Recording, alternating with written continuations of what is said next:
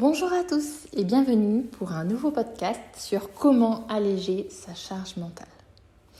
La société nous demande d'élever nos enfants comme si nous n'avions pas de travail, travailler comme si nous n'avions pas d'enfants, et tout ça en ayant l'apparence d'une femme fit, jolie, maquillée, coiffée.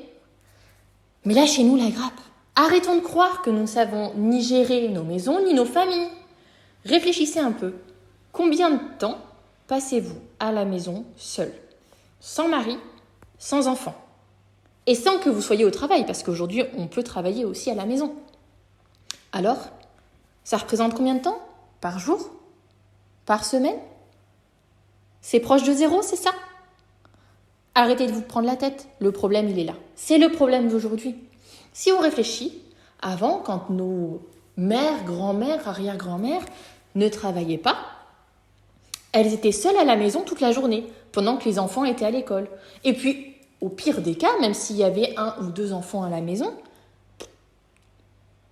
la maman ne cherchait pas à les occuper avec des jeux de société, les éveiller, etc. Non, l'enfant se débrouillait la majorité du temps tout seul. Je vais vous donner mon exemple personnel. Je me souviens, petite, ma mère travaillait, j'allais à la garderie le matin, j'allais à la garderie le soir. Les week-ends, on les passait devant la télé. Et à aucun moment, ma mère pouvait se dire tiens, et si on allait faire une sortie éducative, et si on jouait à un jeu de société? Non.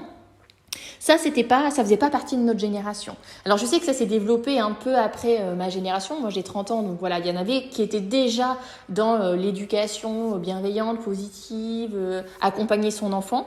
Mais c'est pas le cas de tout le monde. Et ce qu'il faut savoir, c'est que ça fait partie aussi d'une charge en plus sur notre charge mentale. Donc, comme je vous disais, travailler, gérer la maison, et puis bien sûr, il y a une éducation des enfants qui est plus, et la société voudrait faire croire aux femmes qu'elles peuvent tout mener de front. Ah oui. Donc, on va redire aussi quelque chose. Donc, à l'époque où nos grands-mères, mères ne travaillaient pas forcément, les pères travaillaient eux, mais n'aidaient pas à la maison. Aujourd'hui, les femmes travaillent et les pères aident plus à la maison, bien sûr, parce que là aussi, la société a développé le 50-50. Mais si vous faites la liste, non exhaustive, mais si vous faites la liste, on n'est pas plus du 80-20 ? Pareto serait content, encore une fois, il a raison. 80 pour la femme et 20% pour l'homme. Et oui, j'ai fait moi-même la liste. Mon conjoint participe.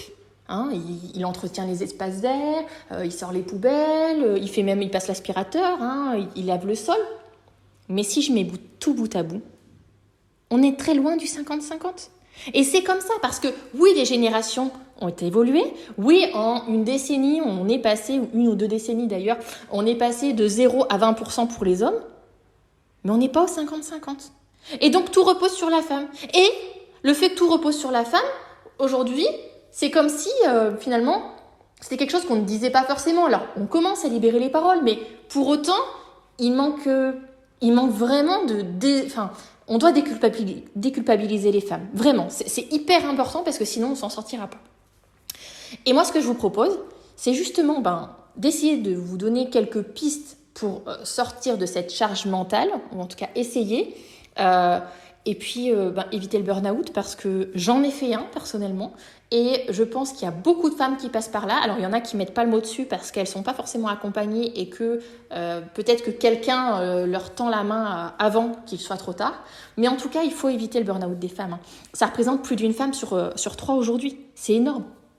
C'est énorme. Alors peut-être qu'avant ça existait le burn-out et qu'on mettait pas de mots non plus dessus. Mais en tout cas, aujourd'hui, on commence à mettre des mots dessus et c'est très important d'essayer de l'éviter le plus tôt possible. Et donc, je vous ai préparé une liste de 5 choses dont vous devez prendre conscience et à mettre en place pour en tout cas limiter et alléger votre charge mentale. La première chose à faire, c'est une to-do list. Commencez par écrire absolument tout ce que vous avez en tête à faire. Ça peut aller des courses à faire à, changer d'opérateur téléphonique, à inscrire votre enfant à une activité sportive. Enfin voilà, vraiment tout ce que vous avez à faire en tête. Et vous faites la liste. C'est pas grave s'il y a une page entière de choses à faire. Le tout, c'est que ça sorte de votre tête et que ce soit écrit noir sur blanc. D'accord ? Pour gérer cette liste, on va se répartir la liste en plusieurs jours, voire même plusieurs semaines. Prioriser. Faites une chose importante cette semaine et puis la semaine d'après, vous ferez une autre chose importante. Voilà, le tout, c'est d'avoir pas plus de 1 ou 2 choses à faire par jour. D'accord ? On déculpabilise là aussi. De toute façon, c'était dans votre tête. Vous étiez tellement débordé que vous ne pouviez pas le faire. Donc là, on liste tout. On se dit, OK, je fais 1 à 2 choses par jour. Très bien, ma liste va diminuer. OK ? Voilà. Et c'est vraiment comme ça qu'il faut fonctionner. C'est prendre conscience et ensuite se dire, OK, je vais traiter la liste que j'ai réalisée, mais une chose après l'autre. Ça, c'est la première chose que je vous conseille. Ensuite, la deuxième chose que je vous conseille, et je vous en ai un petit peu parlé avant, et c'est quelque chose que j'ai fait moi aussi il y a quelques mois pour que moi je prenne conscience de tout ce que je faisais et toute la charge que j'avais, mais aussi faire prendre conscience à mon conjoint qu'on n'était pas sur du 50-50. Et donc, j'ai listé tout ce que moi, je faisais à la maison. Ça allait de payer les factures, gérer les comptes, inscrire les enfants à la garderie, au centre aéré, à la cantine, à les emmener chez le médecin, penser au rendez-vous chez le pédiatre, penser au rendez-vous chez le dentiste, à l'ophtalmo. Voilà, toutes ces choses que les mères, souvent, ont apportées. Et j'ai fait une deuxième colonne où j'ai noté tout ce que mon conjoint faisait. Donc, je vous l'ai dit, entretien des espaces verts, sortir les poubelles toutes les semaines. Qu'est-ce qu'il fait d'autre ? Après, il peut avoir aussi l'entretien des voitures. Mais je peux vous assurer, et à la rigueur même je pourrais vous la poster sur Instagram, cette liste, mais je me suis dit, mais je fais 3 fois plus de choses que lui sur le quotidien, sur le mois, sur l'année, parce qu'il y a des choses qui reviennent chaque année, comme les impôts par exemple, et comme par exemple l'entretien des espaces verts. L'hiver, mon chéri n'a pas à le faire. Mais en tout cas, j'ai pris conscience et je me suis dit, mais je vais lui montrer cette liste.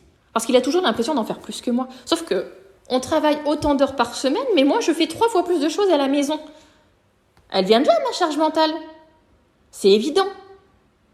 Donc, une fois qu'on a pris conscience de ça, on se dit, qu'est-ce que tu pourrais récupérer pour m'aider ? Je ne te demande pas qu'on arrive à 50-50, mais peut-être que du 20%, passons à 30%.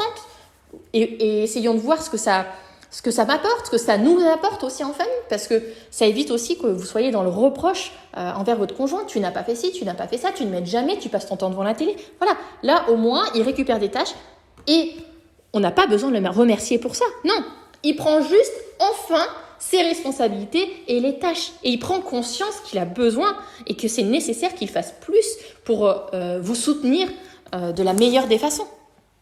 Donc ça, honnêtement, c'est un exercice hyper intéressant à faire et vraiment, je vous invite à le faire et n'hésitez pas à partager vos retours avec moi parce que moi, ça a été quand même assez miraculeux de faire ça. Et bien sûr, c'est quelque chose qui se travaille sur la durée et on peut toujours améliorer la gestion des tâches sur le quotidien et la répartition. Et donc, avec le temps que vous allez vous dégager en déléguant, c'est absolument pas une raison pour se dire « Bon, super, je vais pouvoir, au lieu de gérer 2 choses par semaine ou par jour de ma to-do list, je vais tout gérer et comme ça, je serai débarrassée. » Non, parce qu'il y a des choses qui vont se remettre et du coup, vous en finirez jamais.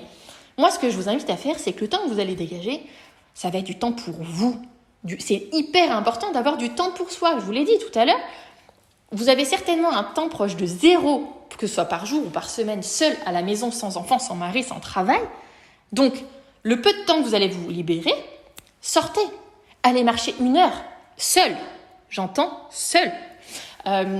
Prenez un bain, enfermez-vous. Voilà, on a le droit de s'enfermer dans la salle de bain pour être seul. Je sais pas moi, aller boire un verre avec des copines. Et même ça, des fois, ça ne fait pas vraiment du bien. Parce que c'est comme si on avait encore un rendez-vous, quelque chose en plus à faire. Non. Ce qui est bien aussi, c'est de faire des choses seules. Écouter de la musique, seul.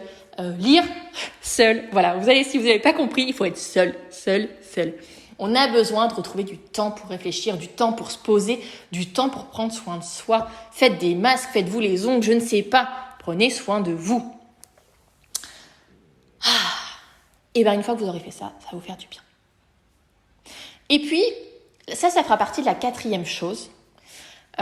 Prenez conscience aussi des choses qui vous font plaisir.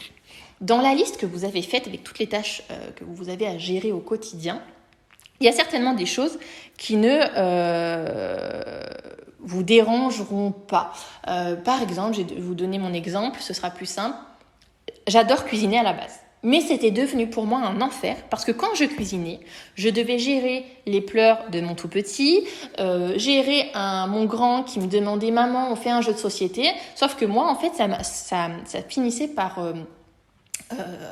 agrandir ma charge mentale parce que je devais faire à manger et consoler mon deuxième et dire à mon premier « Écoute, maman cuisine, dès que j'ai terminé, je suis à toi et on fera un jeu de société. » Voilà, c'était un enchaînement de tâches à faire et du coup, je n'y prenais plus plaisir. Eh bien, j'ai pris conscience sur ma liste que cuisiner, ça pouvait être dans mes tâches, mais que si pendant ce temps, mon conjoint prenait le bain aux enfants, eh bien, je prenais vraiment plaisir à cuisiner parce que j'adore ça. Et peut-être que dans cette liste que vous avez dressée, peut-être que ce sera repasser qui vous fait plaisir en regardant un film. Voilà, ça aussi, c'est quelque chose que j'aime bien faire. Voilà, en fait, il y a des choses du quotidien qu'on peut prendre plaisir à faire à partir du moment où on se consacre uniquement à ça et que c'est pas quelque chose en plus à faire en même temps, qu'on ne fait pas la femme multitâche. Non, ça aussi, on n'en peut plus. On n'en peut plus. Donc finalement, la moralité de l'histoire, c'est oui, il faut déléguer, mais en plus de ça, il faut, quand on fait une tâche, si on aime faire cette tâche, la faire seule. Voilà, avoir du temps pour la faire, du temps de qualité pour la faire.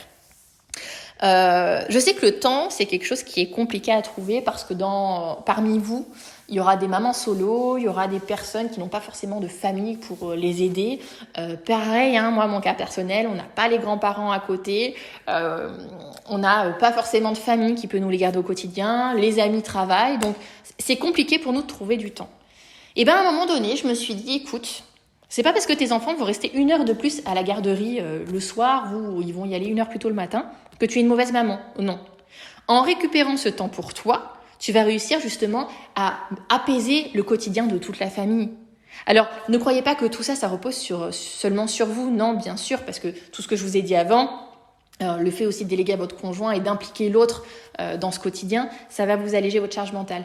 Mais en tout cas, déculpabilisez-vous de vous dire « je veux du temps pour moi, j'en ai besoin parce que j'en ai pas aujourd'hui » et laissez votre enfant 1 heure de plus à la garderie par jour ou même par semaine, parce qu'il faut peut-être y aller aussi progressivement. C'est pas grave. C'est pas grave parce que ça vous permettra d'être plus sereine et de vous sentir mieux dans votre tête, dans votre corps. Et si vous vous sentez mieux dans votre tête, dans votre corps, vous serez mieux aussi avec vos enfants et vous éviterez le burn-out. Vraiment, c'est essentiel. Et puis, il y en a d'autres qui vont se dire, oui, mais financièrement, c'est compliqué pour moi. Je ne peux pas payer quelqu'un pour garder mes enfants. Très sincèrement, la garderie... c'est facturé en fonction du quotient familial et bien souvent en fonction des villes ça coûte entre 1 euro et 2 euros de l'heure. Enfin voilà, je pense que plutôt que d'acheter je sais pas moi un pot Nutella, un vêtement hors de prix ou je sais pas un abonnement à je ne sais quelle chose ou même faites des économies sur vos assurances, voilà. Il y a toujours le moyen de trouver 1 euro par jour pour pouvoir avoir du temps pour soi. Et si c'est pas le cas, si vous avez la difficulté de trouver ce 1 euro par jour ou 2 euros par jour ou par semaine, vraiment, je vous ferai une vidéo sur comment économiser, comment réussir à travailler sur son budget, parce que c'est vraiment à portée de tous. Donc voilà pour le 4e point. Et puis le dernier point sur ma liste, et j'aurais peut-être même pu le prendre en premier, enfin voilà, il n'y a pas forcément d'ordre au final. Ça va être de désencombrer. Désencombrer votre intérieur. Vous allez voir, vous allez respirer. Vider, trier. Moins vous allez avoir de choses chez vous, moins vous allez avoir à ranger, et plus vous allez profiter des objets que vous aurez chez vous, mais en plus vous allez pouvoir profiter du temps que vous allez vous dégager à ne plus avoir à gérer ces objets. Quand j'ai commencé à trier chez moi, j'ai retiré plusieurs sacs poubelles, je vous l'ai déjà dit. Et au final, à force de trier, j'ai même fini par enlever des meubles. Et je peux vous assurer que j'ai éprouvé une fierté, une satisfaction en enlevant des meubles de ma maison. Je me suis dit, mais en fait, j'avais tellement de choses avant que j'avais besoin de ces meubles. Mais maintenant que j'ai fait du tri et que j'ai le nécessaire, et encore, je peux encore trier, finalement, j'ai plus de place. Quand je fais le ménage, au lieu de faire les poussières de ces meubles, trier, ranger tout ce que j'avais à trier auparavant, les jeux des enfants par exemple, là, j'ai plus rien. Donc je passe mon coup de serpillière et puis ça y est, c'est fini. Voilà. Et donc ça a apporté non seulement une satisfaction, j'ai pu respirer, je me suis sentie mieux dans mon intérieur. Et puis la cerise sur le gâteau, ça a été de gagner de l'argent. Parce que oui, ces meubles et ces objets, je les ai vendus. Donc j'ai gagné de l'argent. Et vous voyez, ça peut être aussi une idée de vous dire, tiens, ça va financer peut-être 1 ou 2 heures de garderie la semaine prochaine pour que je puisse m'accorder du temps pour moi. Voilà.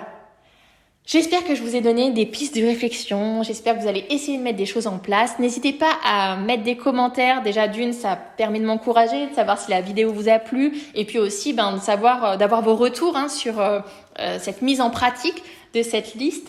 J'essaierai de vous refaire d'autres vidéos sur comment alléger sa charge mentale. Et puis aussi, on parlera budget. Voilà, j'ai plein de choses en tête encore.